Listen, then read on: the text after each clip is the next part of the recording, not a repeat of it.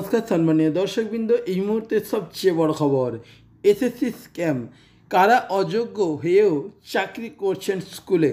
Supreme কোর্টে নাম, roll number সহ জমা দিল এসএসসি।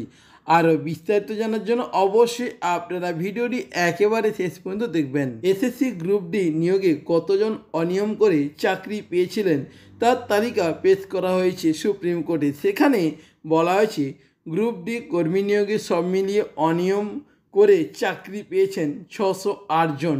আসলে কারা অযোগ্য চাকরি বাতিল মামলায় এ নিয়ে সুপ্রিম কোর্টে প্রাথমিক তালিকা জমা দিল এসএসসি। সব মিলিয়ে 26,000 জনের চাকরি বাতিলের সংক্রান্ত এই মামলা।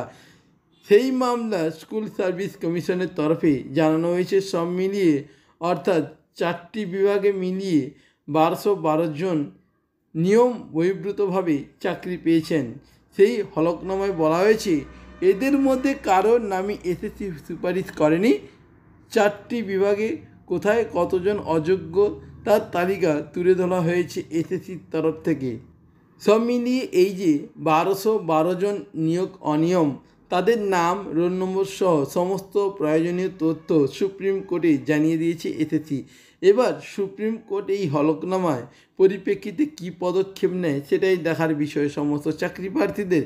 এছাড়াও আপনাদেরকে জানাচ্ছি যে সুপ্রিম কোর্ট এসএসসির পক্ষ থেকে জানানো হয়েছে প্রাথমিকভাবে মনে করা হচ্ছে গ্রুপ সি বিভাগে সব মিলিয়ে 381 জন বেআইনিভাবে নিয়োগ পেয়েছেন। এর মধ্যে কতজন মেধা তালিকায় যোগ্যতে বঞ্চিত করেছেন তার তালিকাও পেশ করা হয়েছে। সেই সংখ্যাটা হলো 132 জন। সেই সঙ্গে হলফনামায় উল্লেখ করা হয়েছে প্যানেলের বাইরে থেকে সব মিলিয়ে 249 জন চাকরি পেয়েছেন।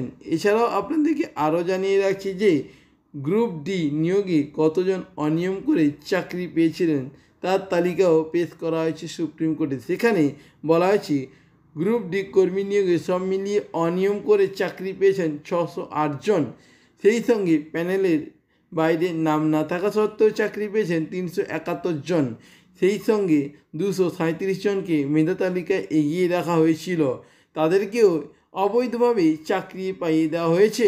এদিকে নবম দশম শ্রেণীতে প্যানেলের বাইরে থেকে কিছু জনকে মেধা তালিকা ওপর প্লট করে নিয়োগ করা হয়েছে। সব মিলিয়ে নবম ও দশম শ্রেণীর নিয়োগের ক্ষেত্রে 185 জনের বেআইনিভাবে চাকরি হয়েছে। তার মধ্যে 74 জনকে প্যানেলের তালিকা ওলট পলট করা হয়েছে আর 111 জনকে প্যানেলের বাইরে থেকে নিয়োগ করা হয়েছে বলে জানা যাচ্ছে। এছাড়াও আপনাদেরকে আরও জানিয়ে রাখছি যে সব মিলিয়ে পর্ষদের পক্ষ থেকে জানানো হয়েছে এসএসসি সুপারিশ ভিত্তিতে তাদের নিয়োগ করা হয়েছে। সবটাই এসএসসি সুপারিশের ভিত্তিতেই, তারা নিজেরা কিছু করেনি। আর এসএসসির হলফনামা দিয়ে জানিয়েছেন যে সুপারিশপত্র ছাড়া নিয়োগ করা হয়েছে।